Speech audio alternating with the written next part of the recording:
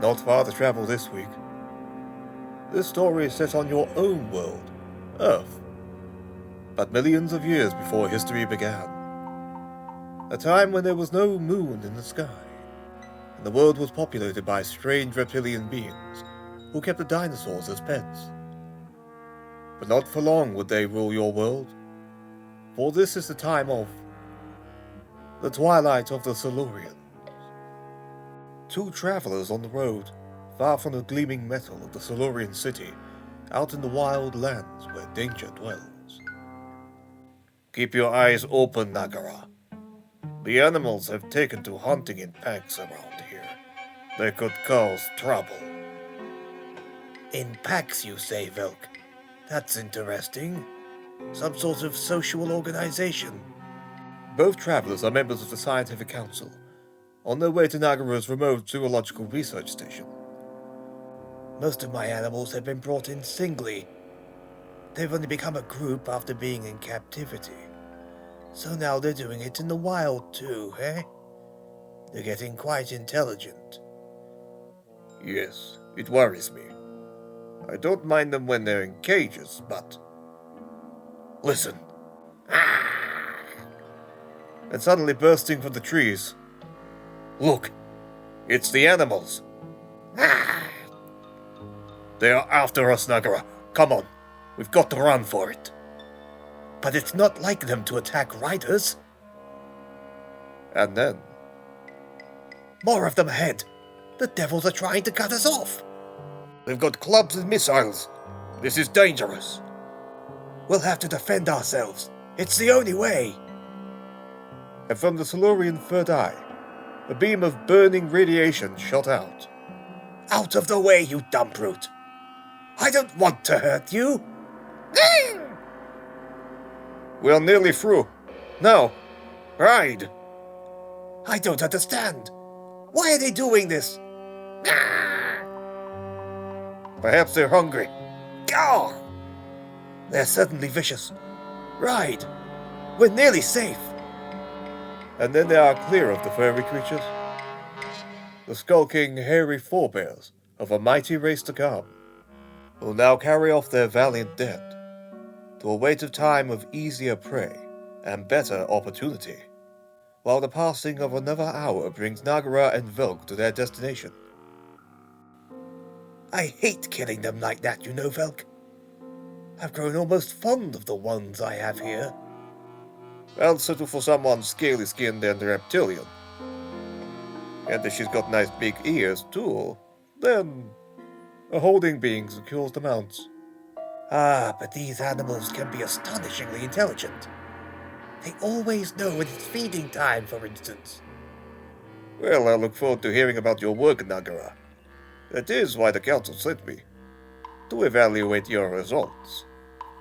Although with the impending catastrophe, I think we scientists should be doing something more important than animal research. Oh, that's just a scare story. Who ever heard of a major planetoid pulling away the Earth's atmosphere? It'll all blow over, and then we'll carry on as usual.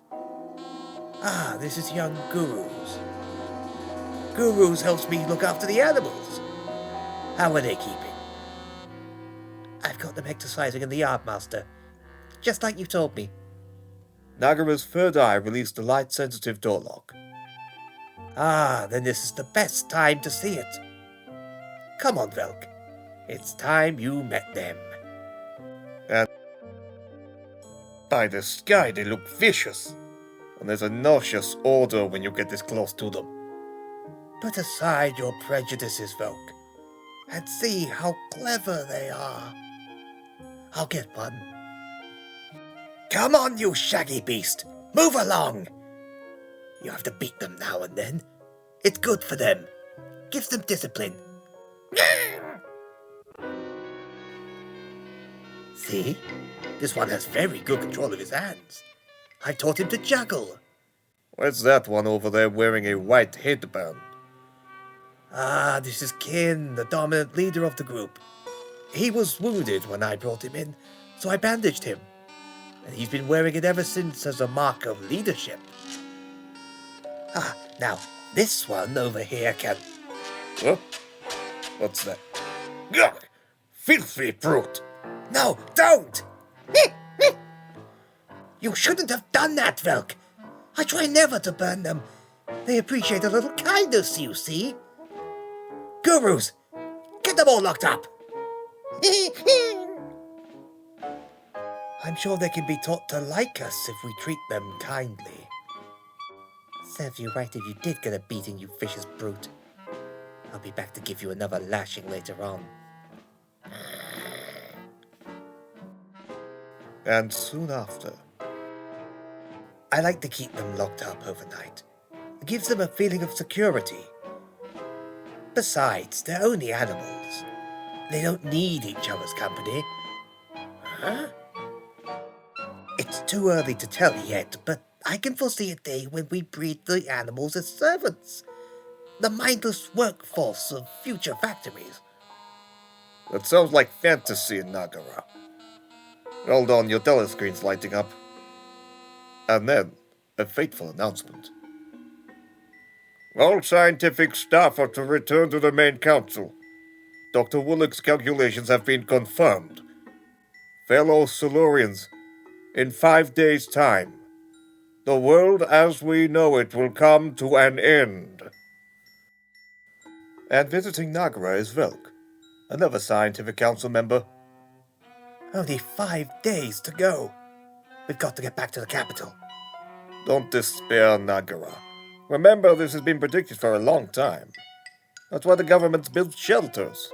We sleep for a few thousand years, then start again when it's all over. Perhaps, Velk.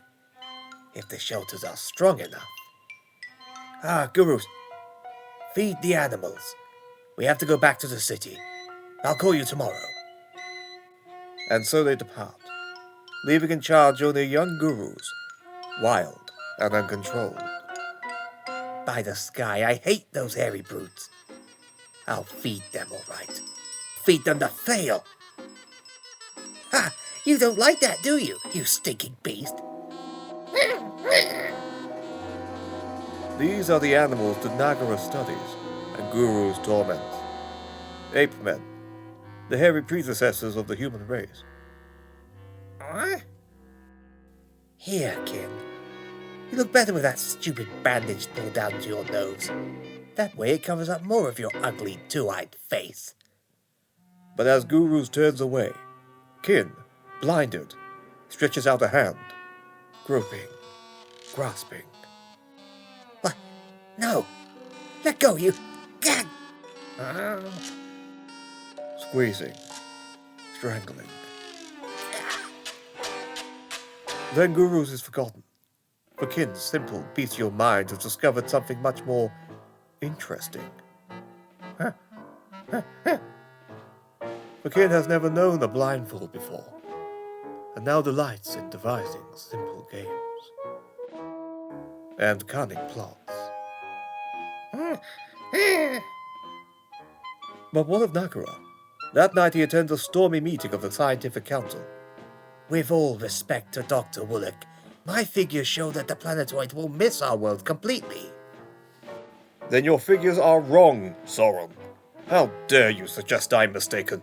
Everyone who's seen my calculations knows the planetoid will be dragged towards us by Earth's gravity, and will, in passing so close, create earthquakes, tidal waves, and totally draw off Earth's atmosphere.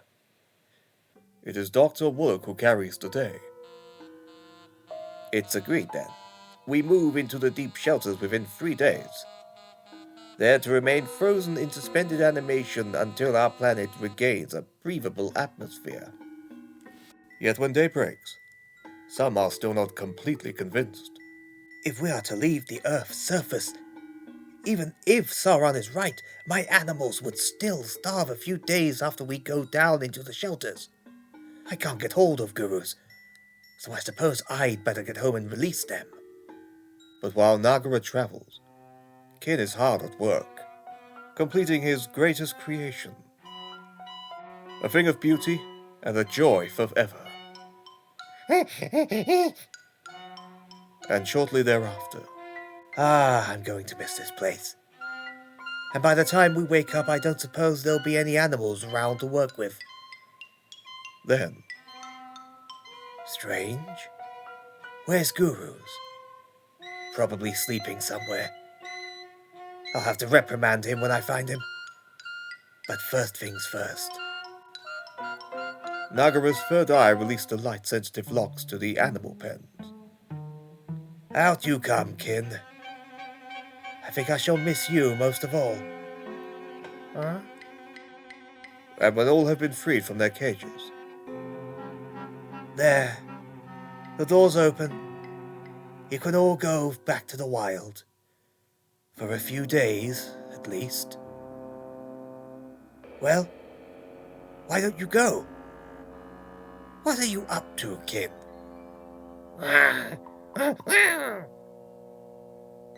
and to Nagara's astonishment, Why, they're putting on a display for me.